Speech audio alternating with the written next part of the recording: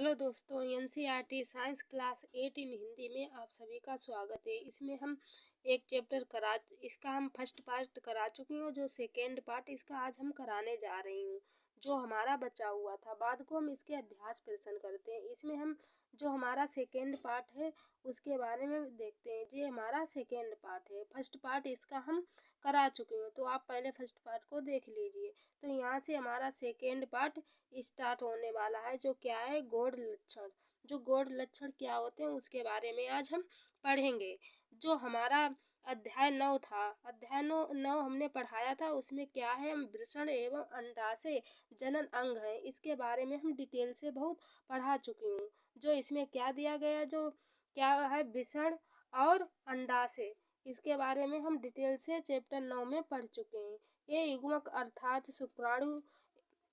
शुक्राणु अंडाशय उत्पन्न करते हैं। युवावस्था में लड़कियों में स्तनों का विकास होने लगता है और लड़कों में क्या होता है, लड़कों के चेहरे पर जो क्या होते हैं, बाल उगने लगते हैं, अर्थात दाढ़ी मूंछ आने लगती है। इसके बारे में हम विस्तार से समझते हैं। ये लक्षण लड़कियों और लड़कों में पहचानने में सहायता करते हैं। इसमें क्या है, ये लक्षण आने से क्या होता है कि लड़के और लड़कियों को पहचानने में सहायता करते हैं।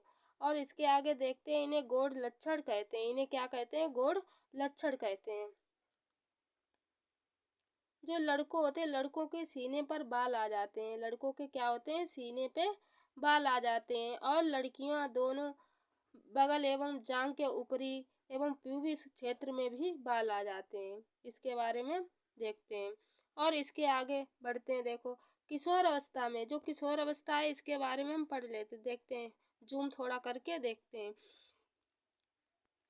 किशोर अवस्था में होने वाले परिवर्तन हार्मोन द्वारा नियंत्रित होते रहते हैं। इसमें क्या है, जो किशोर अवस्था में परिवर्तन होते हैं, जो किशोर अवस्था में होने वाले परिवर्तन हार्मोन द्वारा नियंत्रित होते हैं। हार्मोन रासायनिक पदार्थ हैं। हार्मोन कैसे हैं, हार्मोनिक रासायनिक पदार्थ हैं। ये अंतःस्रावी ग्रंथियों अथवा अंतःस्रावी तंत्र द्वारा स्रावित किए जाते हैं। अंतःस्रावी ग्रंथियों और अंतःस्रावी क्या होते हैं, तंत्र द्वारा स्रावित किए जाते हैं। यौवन आरंभ के साथ ही वृषण पुरुष में, जो पुरुष में क्या होते हैं, हार्मोन अथवा इन्हें क्या कहते हैं, टेस्टोस्टेरोन का नाम से भी श्रवण या प्रारंभ कर देता है। ये लड़कों में परिवर्तन का कारण, जिनके बारे में आपने अभी अभी क्या करा है, पढ़ा है। इसके आगे देखते हैं, उदाहरण के लिए हम समझ सकते हैं। उदाहरण के तौर पे पहले हम पढ़ चुके हैं। उदाहरण के तौर पे हम क्या समझ लेते हैं, उदाहरण के तौर पे समझ लेते हैं कि चेहरे पे बाल आना। लड़कियों में यौवन आरंभ के लिए क्या होता है, अंडाशय में हार्मोन अथवा क्या इसे दूसरा एस्ट्रोजन भी उत्पादित करना प्रारंभ कर देता है। दूसरा नाम इसका क्या कह सकते हैं, स्त्री हार्मोन या अथवा एस्ट्रोजन भी उत्पादित कर देता है, जिसमें स्तन विकसित हो जाते हैं। इसमें क्या होता है, स्तन विकसित हो जाते हैं और जिससे क्या होता है, दुग्ध स्रावी ग्रंथियां अथवा दुग्ध ग्रंथियां स्तन के अंदर विकसित होती हैं। इन हार्मोन के उत्पादन का नियंत्रण अन्य हार्मोन द्वारा किया जा सकता है। ये जो इनके हार्मोन होते हैं, जो लड़कियों को इनका क्या हो सकता, इनका नियंत्रण कैसे किया जा सकता है, अन्य हार्मोनों के द्वारा किया जा सकता है। जैसे पीयूष ग्रंथियां अथवा प्यूटरी ग्रंथियों के द्वारा स्रावित किया जाता है। चलो आगे देखते हैं। इसमें देखते हैं, जो पीयूष ग्रंथियों में स्रावित हार्मोन जननांगों को क्या करते हैं, जो पुरुष होते हैं उनमें क्या होते हैं, जो हार्मोन जननांगों को क्या, इन्हें दूसरे टेस्टोस्टेरोन जो क्या पाए जाते हैं, पुरुष नर में होते हैं और तथा एस्ट्रोजन स्त्रियों में स्रावित करने के लिए उद्दीपित करता है। ये वाला हम देख लेते हैं। रुधिर प्रवाह में स्रावित किया गया एक शारीरिक विभिन्न भागों में लक्ष्य स्थल तक पहुंचता है। इसका आगे हम देखते हैं। इसमें क्या दिया गया, यौवन आरंभ के समय शरीर में परिवर्तनों को उद्दीपित करता है। आगे देखते हैं, इसमें क्या में दिया गया है, मानव में जनन काल की अवधि, जो मानव में जनन काल की अवधि क्या होती है, तो इसके बारे में हम समझ लेते हैं। जो मानव में जनन काल की अवधि, जब किशोर जब किशोर क्या होता है, वृषण तथा अंडाशय युग्मक उत्पादित करने लगते हैं, तब वे क्या होते हैं, जनन के योग्य हो जाते हैं। युग्मक की परिपक्वता एवं उत्पादन की क्षमता पुरुषों और स्त्रियों की अपेक्षा अधिक अवधि तक रहती है। इसमें क्या है, युग्मक की परिपक्वता, जो उत्पादन की क्षमता क्या है, पुरुषों में लड़कियों की अपेक्षा क्या है, स्त्रियों की अपेक्षा अधिक दिनों तक रहती है। इसमें दिया गया है, जो स्त्रियों में जनन अवस्था का प्रारंभ, यौवन अवस्था क्या है, 10 से 12 वर्ष की आयु होती है और सामान्यतः और 45 से 50 वर्ष तक चलती रहती है। यौवन आरंभ में अंडाणु परिपक्व होने लगते हैं। अंडाणुओं में एक अंडाणु परिपक्व होता है तथा लगभग 28 से 30 दिनों के अंतराल में किसी एक अंडाशय द्वारा निर्मोचित होता है। इस अवधि में गर्भाशय की दीवार मोटी हो जाती है, जिससे ये अंडाणु के निषेचन के पश्चात युग्मज का ग्रहण कर सकें, जिसके फलस्वरूप गर्भ धारण होता है। यदि अंडाणु का निषेचन नहीं हो पाता, तब उसे स्थिति में अंडाणु एक गर्भाशय का मोटा स्तर उसकी रुधिर वाहिकाओं सहित निस्तारित हो जाता है, जिससे स्त्रियों में रक्तस्राव होने लगता है। इसे क्या कहते हैं, ऋतुस्राव अथवा रोजोधर्म कहते हैं। ऋतुस्राव लगभग 28 से 30 दिन में एक बार आता है। पहला ऋतुस्राव यौवन अवस्था में आरंभ होता है, जिसे रजोदर्शन कहते हैं। रजोदर्शन भी इसे कहते हैं। लगभग 45 से 50 वर्ष की आयु तक स्रावित होता रहता है। क्या है, लड़कियों में 10 से 12 साल की उम्र में प्रारंभ होता है, क्या 45 से 50 वर्ष की उम्र तक रहता है। ऋतुस्राव रुक जाने से रोजो निर्मित इसमें क्या है, जो ऋतुस्राव के रुक जाने से क्या होता है, रोजो निर्वृत्ति क्या होती है, इसे रोजो निर्वृत्ति कहते हैं। प्रारंभ ऋतुस्राव चक्र अनियमित हो सकता है तथा इसके नियमित होने से कुछ समय लग सकता है। आगे देखते हैं, इसमें हमें क्या दिया गया है। ऋतुस्राव चक्र का नियंत्रण हार्मोन द्वारा किया। जो ऋतुस्राव होता है, इनका चक्रण का नियंत्रण किसका, हार्मोन द्वारा किया जा सकता है। इस चक्रण में अंडाणु का परिपक्व होना, इसका निर्मोचन, गर्भाशय की दीवार का मोटा होना एवं निषेचन न होने की स्थिति में उसका टूटना शामिल है। यदि अंडाणु का निषेचन हो जाता है तो वह विभाजन करता है तथा गर्भाशय में विकास के लिए स्थापित हो जाता है, कि जैसा कि आप पिछली कक्षा में पढ़ चुके हैं। इसके आगे देखते हैं, संताति का लिंग। जो संताति मतलब जो बच्चे होते हैं, उनका लिंग निर्धारण किस प्रकार होता है, इसके बारे में हम पढ़ते हैं।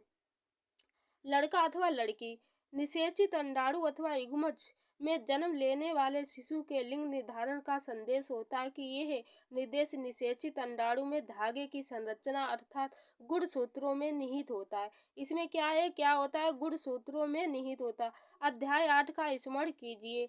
जो अध्याय 8 है उसमें आप पढ़ लीजिए, इसके बारे में अच्छे डिटेल से पढ़ाया है। जो चैप्टर नंबर हमारा 8 है। गुणसूत्र प्रत्येक कोशिका के केंद्र में उपस्थित होते हैं। सभी मनुष्यों की कोशिकाओं के केंद्र में 23 जोड़े गुणसूत्र पाए जाते हैं। सभी मनुष्यों में क्या होते हैं, 23 जोड़ी गुणसूत्र पाए जाते हैं। इनमें से 2 गुणसूत्र मतलब 2 गुणसूत्र सूत्र जो होते हैं, एक जोड़ी लिंग सूत्र है, जिसमें से एक्स एवं वाई कहते हैं। स्त्री में 2 एक्स गुणसूत्र होते हैं, जबकि पुरुष में एक्स तथा वाई गुणसूत्र पाए जाते हैं।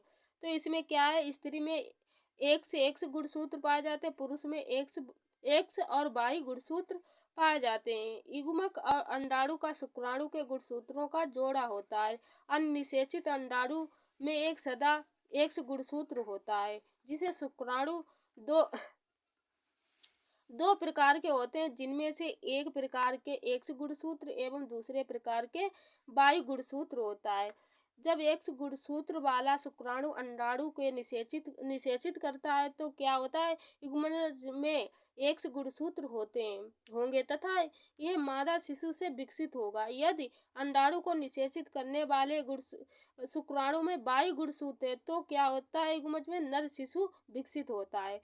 तो इसमें क्या हम समझ सकते हैं, जो एक्स गुणसूत्र वाला शुक्राणु होता है जो अंडाणु को निषेचित करता है तो क्या होता है, युग्मज में दो एक्स गुणसूत्र होते हैं तो इससे क्या होता है, मादा शिशु का जन्म होता है। यदि शुक्राणु में एक पिता का वाई पहुंचता है और स्त्री का क्या होता है, एक्स पहुंचता है तो इससे क्या होता है, शिशु का नर शिशु विकसित होता है। इसमें देख लेते हैं शुक्राणु के बारे में, जो क्या है, मानव की दिया है वाई एक्स होता है, जो स्त्री का अंडाणु इसमें एक्स एक्स होते हैं। इसके आगे हम देखते हैं। अब आप जान गए हैं कि जन्म से पूर्व शिशु लिंग का निर्धारण उसके पिता के लिंग गुणसूत्रों द्वारा किया जाता है। ये धारणा कि बच्चों के लिंग के लिए उसकी माँ उत्तरदायी पे पूर्णतः निराधार है कि अन्य संगत है। लिंग हार्मोन को अतिरिक्त अन्य हार्मोन अवलोकन कीजिए कि पीयूष ग्रंथियों द्वारा स्रावित हार्मोन जन अंगों को उनके हार्मोन उत्पन्न करते हैं। इसमें हम देख लेते हैं। इसके देखो, पीयूष ग्रंथियां हमारी और थायराइड ग्रंथि जो है और एंड्रिनल ग्रंथि और अग्नाशय हमारा जे स्त्रियों में अंडा स्राव की स्थिति अंडाशय की स्थिति देखते हैं। जे वृषण होता है। तो इसके बारे में मुझसे चित्र बूझो पहली को याद है कि जब ये क्या होता है, एक बार जब वह अपनी डॉक्टर बुआ के यहाँ गए थे तो क्या है, तब उन्होंने वहाँ काका नाम के एक लड़के को देखा था जिसका गला बहुत फूला हुआ था, जिसका क्या है, गला बहुत फूला हुआ था, उभरा हुआ था। उनकी बुआ ने उन्हें बताया कि काका गाइडर नामक व्याधि से ग्रस्त है, थायराइड ग्रंथि का रोग है। उन्हें क्या है, थायराइड ग्रंथि का रोग क्या होता है, जो गला बाहर की ओर निकल सा आता है, इसे क्या कहते हैं, थायराइड ग्रंथि का रोग। काका की क्या है, इसके आगे बूझो को ये याद है कि एक बार जब हुआ डॉक्टर इसके आगे देखते हैं। थायराइड ग्रंथि थायरॉक्सिन हार्मोन जो क्या होती है, थायराइड ग्रंथि होती है, क्या होती है, थायरॉक्सिन हार्मोन का उत्पादन नहीं कर रही थी। उसकी क्या है, जो थायराइड ग्रंथि थी क्या कर रही थी, थायरॉक्सिन जो हार्मोन होते हैं उनको उत्पादन नहीं कर रही थी। उनकी बुआ ने यह बताया कि उनके फूफा जी जो है मधुमेह से पीड़ित हैं, क्योंकि उनका क्या है, अग्नाशय इंसुलिन हार्मोन का उत्पादन नहीं कर रहा। उसमें क्या है, जो थायरॉक्सिन हार्मोन का उत्पादन नहीं कर रही, जिससे उन्हें थायराइड रोग हो गया है। और जो उनके बुआ का क्या है, जो अग्नाशय क्या कर रहा है, इंसुलिन हार्मोन नहीं, जो इंसुलिन हार्मोन उत्पादन नहीं कर रहा है, इससे उन्हें कौन सा रोग हो रहा है, मधुमेह से पीड़ित हैं। बूझो की पहली ने उनके दवा खाने से ठगे चार्ट में दर्शाए गए एंट्रीनल ग्रंथि के विषय में पूछा। उनकी बुआ ने उन्हें बताया कि एंट्रीनल ग्रंथि ऐसी हार्मोन स्रावित करती है कि जो रुधिर नामक की मात्रा को संतुलित करता है। एंट्रीनिल नामक हार्मोन का स्रावण करती है। एंट्रीनिल ग्रंथि चिंता एवं उत्तेजना की अवस्था तनाव के संयोजन का कार्य करती है। जो क्या है, एंड्रीनेलिन होती है, क्या करती है, जो मनुष्य के अंदर क्या होता है, जब क्रोध होता है, चिंता होती है या किसी चीज की उत्तेजना होती है तो क्या करती है, तनाव का संयोजन का कार्य करती है। थायराइड एवं एंट्रीनल ग्रंथि पीयूष ग्रंथि द्वारा स्रावित हार्मोनों के माध्यम से प्राप्त आदेश के अनुसार ही अपने हार्मोनों का क्या करती है, श्रवण करती हैं। किनके आदेशों से, थायराइड एवं एंट्रीनल ग्रंथि पीयूष ग्रंथियां वृद्धि हार्मोन को स्रावित करती हैं। जो पीयूष ग्रंथि होती हैं क्या करती हैं, जो वृद्धि में जो हार्मोन होते हैं उन्हीं को स्रावित करती हैं, जो व्यक्ति सामान्य वृद्धि के लिए आवश्यक है।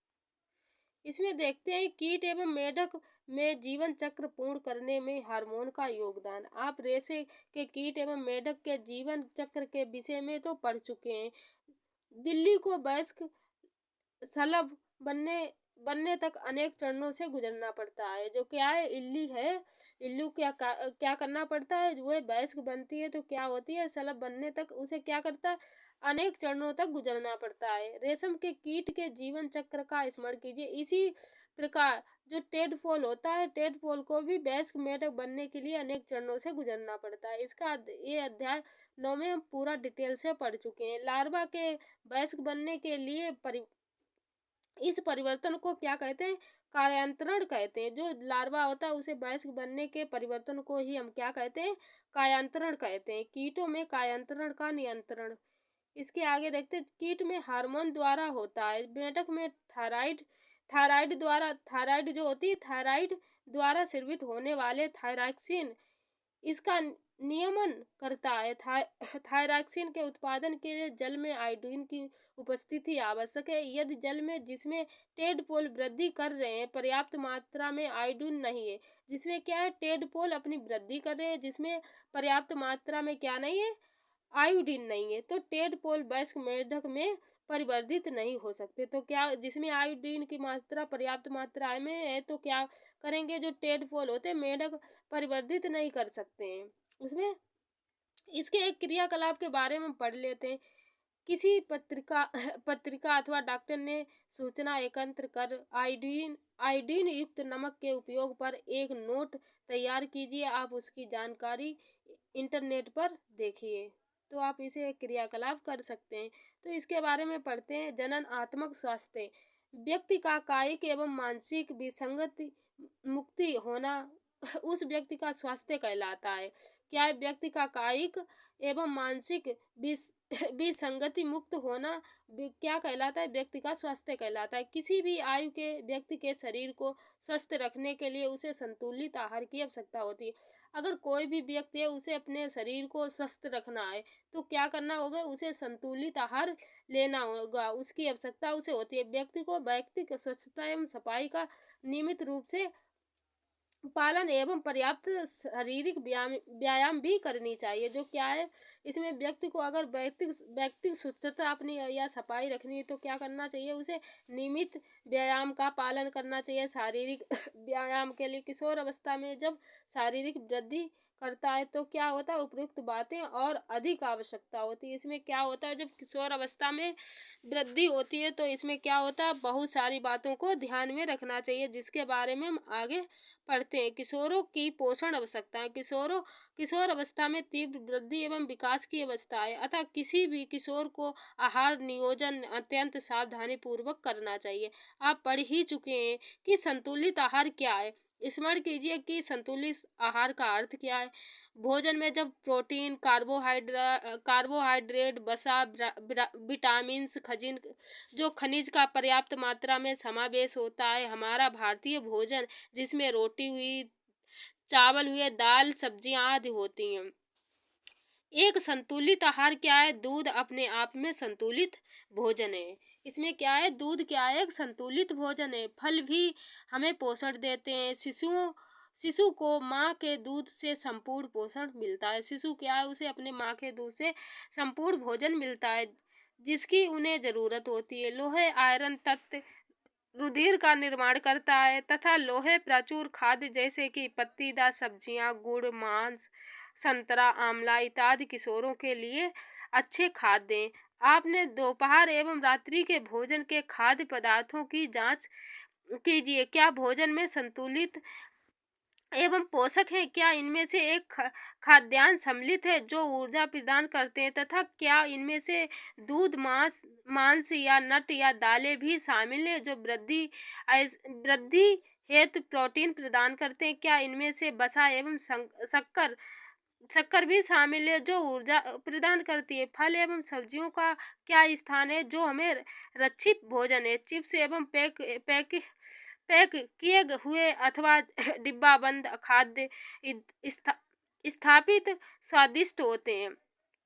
इसमें क्या बताया, जो चिप्स होते हैं तथा पैक किए हुए अथवा डिब्बा में बंद जो खाद्य स्थापित स्वादिष्ट होते हैं, परंतु उनमें क्या होता है, नियमित भोजन के स्थान पर नहीं खाना चाहिए। उन्हें क्या करना चाहिए, नियमित भोजन के स्थान पर इन चीज़ों को नहीं खाना चाहिए क्योंकि इनमें पोषक मात्रा पर्याप्त नहीं होती। इनमें पोषक की मात्रा पर्याप्त नहीं होती है। आगे एक क्रियाकलाप के बारे में पढ़ लेते हैं। देखते हैं, आपने मित्रों के साथ एक समूह बनाए। उन खाद्य पदार्थों के नाम लिखिए जो अपने पिछली दिन कल कल नाश्ते, दोपहर के भोजन एवं रात्रि काल में भोजन में खाए थे। उन खाद्य पदार्थों की पहचान कीजिए जो समुचित वृद्धि के लिए उत्तरदायी हैं। जड़ जंक फूड भी पहचान कीजिए जो आपने पिछले दिन खाया था। तो देखते हैं हमारे क्या है, संतुलित आहार, मांस हुआ, सब्जी हुई, दूध एवं अंडा, फल हुए और खाद्यान्न हुए। खाद्यान्न में हमारी क्या है, दालें, मूंग की दाल हुई, पोषक पदार्थ हैं, भोजन के पोषक पदार्थ हैं। आगे पढ़ते हैं, हमारा क्या दिया गया, व्यक्तिगत स्वच्छता। प्रत्येक व्यक्ति को प्रतिदिन एक स्नान करना चाहिए। प्रतिदिन व्यक्ति को क्या करना चाहिए, प्रतिदिन हर एक व्यक्ति को क्या करना चाहिए, स्नान करना चाहिए। ये किशोरों के लिए और भी आवश्यक, जो किशोर अवस्था में उनके लिए और भी आवश्यक है। क्योंकि इसमें क्या है, स्वेद ग्रंथियां की अधिक क्रियाशीलता के कारण शरीर से जो गंध आने लगती है। इसमें क्या होता है, क्योंकि जो क्या होता है, ग्रंथियों की अधिक क्रियाशीलता के कारण शरीर में गंध आने लगती है। शरीर के जो क्या होता है, सभी भागों में स्नान करते समय भली प्रकार से धोकर रखना चाहिए। यदि सफाई नहीं करते हैं तो क्या है, इसके आगे पढ़ते हैं, रखी गई जो जीवाणु संक्रमण होने का खतरा रहता है। लड़कियों को ऋतुस्राव के समय क्या करना चाहिए, जो ऋतुस्राव के समय क्या करना, सफाई का विशेष ध्यान रखना चाहिए। उन्हें अपने ऋतुस्राव चक्र का ध्यान रखते हुए ऋतुस्राव के लिए तैयार रखना चाहिए। हमेशा साफ एवं सेंटरी नेपकिन अथवा घर पर तैयार किए गए कपड़े के पैड इस्तेमाल का उपयोग करें। आवश्यकता अनुसार हर 4-5 घंटे में नेपकिन अथवा घर पर तैयार किए पैड को बदलें। शारीरिक व्यायाम, ताजी हवा में टहलना एवं खेलना शरीर को चुस्त एवं स्वस्थ रखना। सभी युवा किशोर लड़के एवं लड़कियों को टहलना, व्यायाम करना एवं बाहर खेलना चाहिए। भ्रांतियां एवं असत्य अवधारणाओं के बारे में पढ़ लेते हैं, जो है करें और ना करें। अध्याय 9 में एक अध्याय आपने मनुष्य के जनन संबंधी वैज्ञानिक तथ्य एवं सिद्धांतों के विषय में पढ़ा था। ऐसे बहुत भी असत्य अवधारणाएं प्रचलित हैं जिन्हें आपको जानकर किशोर में होने के नाते छोड़ना चाहिए। उदाहरण के लिए किशोरों के शारीरिक परिवर्तन संबंधी अनुभवों को लेकर अनेक भ्रांतियां एवं असत्य अवधारणाएं। इनमें से कुछ को नीचे दिए गए हैं। आप क्या करें, अब आप इस संबंध में तर्क प्रस्तुत कर सकते हैं कि ये मिथ अथवा असत्य अवधारणा है जिनका कोई आधार नहीं। देख लेते हैं। ऋतुस्राव के समय यदि कोई लड़की किसी लड़के को देखती है तो ये गर्भवती हो सकती है। संतान के लिए उसकी माँ का दूध सबसे उत्तरदायी होता है। ऋतु समय की अवस्था में लड़कियों का रसोई का काम करना निषिद्ध है। तो यहाँ पे हमारा चैप्टर समाप्त होता है। कल हम इसके अभ्यास प्रश्न कंप्लीट कराएंगे। सारे जो हमारे इसके अभ्यास प्रश्न है, ये हमारा 2 पार्ट में पूरा हो गया है। चलो मिलते हैं नेक्स्ट वीडियो और इसके अभ्यास प्रश्नों के साथ में।